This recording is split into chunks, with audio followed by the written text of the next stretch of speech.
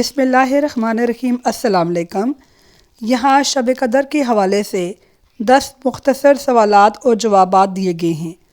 شب قدر کے بارے میں سوال و جواب۔ سوال: شب قدر کس مہینے میں آتی ہے؟ جواب: شب قدر رمضان المبارک میں آتی ہے۔ شب قدر کی کیا فضیلت ہے؟ یہ ایک رات 1000 مہینوں سے بہتر ہے۔ سورہ القدر۔ شب قدر کس تاریخ کو ہوتی ہے؟ رمضان کے آخری عشرے کی طاق راتوں 21، 23، 25، 27 یا 29 میں کسی ایک میں ہوتی ہے۔ زیادہ تر 27ویں شب مانی جاتی ہے۔ سوال: شب قدر میں کون سی دعا پڑھنی چاہیے؟ اے اللہ، تو معاف کرنے والا ہے، معافی کو پسند کرتا ہے، پس مجھے معاف فرما۔ سوال: شب قدر میں کون سا واقعہ پیش آیا؟ جواب: قرآن مجید نازل ہونا شروع ہوا۔ سوال: شب قدر میں عبادت کرنے کا کیا ثواب ہے؟ اس رات کی عبادت 1000 مہینوں کی عبادت سے افضل ہے۔ سوال: کیا شب قدر کی کوئی مخصوص علامت ہوتی ہے؟ ہلکی اور پرسکون رات ہوتی ہے، نہ زیادہ گرم نہ زیادہ سرد، اور صبح کا سورج بغیر کرنوں کے نکلتا ہے۔ سوال: شب قدر میں فرشتے کیا کرتے ہیں؟ جبرائیل علیہ السلام کے ساتھ فرشتے زمین پر اترتے ہیں اور رحمت و برکت تقسیم کرتے ہیں۔ سوال: شب قدر میں کون سی سورت نازل ہوئی؟ جواب: شب قدر میں سورہ القدر نازل ہوئی۔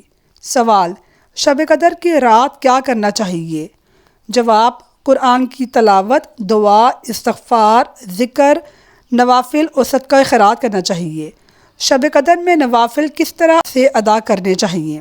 جواب: شب قدر میں نوافل ادا کرنے کے لیے کوئی خاص تعداد یا مخصوص طریقہ لازم نہیں، بلکہ یہ رات عبادت، دعا اور ذکر و تلاوت کے لیے مخصوص ہے۔ تاہم مختلف احادیث اور بزرگان دین کی ہدایت کی روشنی میں کچھ نوافل پڑھے جا سکتے ہیں۔ شب قدر کے نوافل کے چند طریقے۔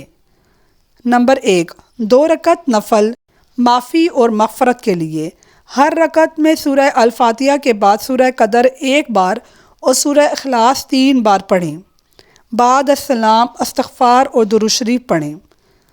2، 4 رکعت نفل بخشش اور ثواب کے لیے۔ ہر رکعت میں سورہ الفاتحہ کے بعد سورہ قدر اور سورہ اخلاص 1 بار پڑھیں۔ سلام کے بعد 100 مرتبہ لا الہ الا اللہ اور 100 مرتبہ استغفار پڑھیں۔ 3، 100 رکعت نفل بزرگان دین کے مطابق بہت فضیلت ہیں۔ ہر رکعت میں سورہ الفاتحہ کے بعد کوئی بھی مختصر سورت پڑھیں۔ 10 رکعت کے بعد کچھ دیر دعا کریں اور ذکر و اذکار کریں۔ 2 رکعت حاجت کے نوافل۔ یہ نفل اللہ سے کسی بھی خاص حاجت کے لیے ادا کیے جا سکتے ہیں۔ نیت کر کے 2 رکعت پڑھیں اور سجدے میں جا کر اپنی حاجت اللہ سے طلب کریں۔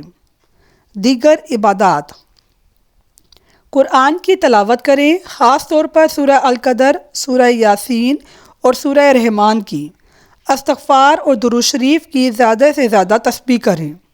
یہ دعا کثرت سے پڑھیں۔ تہجد اور دیگر نفلی عبادات کریں۔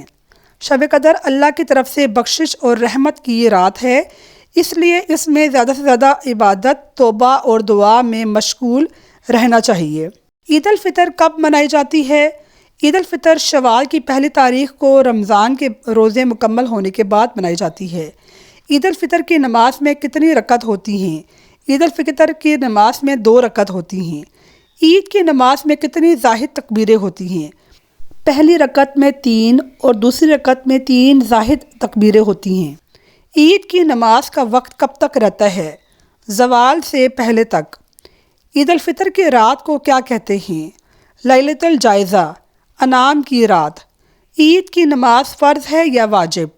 عید کی نماز واجب ہے۔ عید کے دن روزہ رکھنا کیسا ہے؟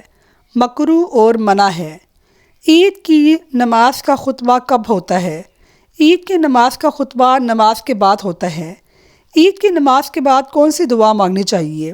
مغفرت، بھلائی اور امت مسلمہ کی بہتری کے لیے دعا کرنی چاہیے۔ عید الفطر سے پہلے کون سا صدقہ ادا کرنا ضروری ہے؟ صدقہ فطر، فطرانہ ادا کرنا ضروری ہے۔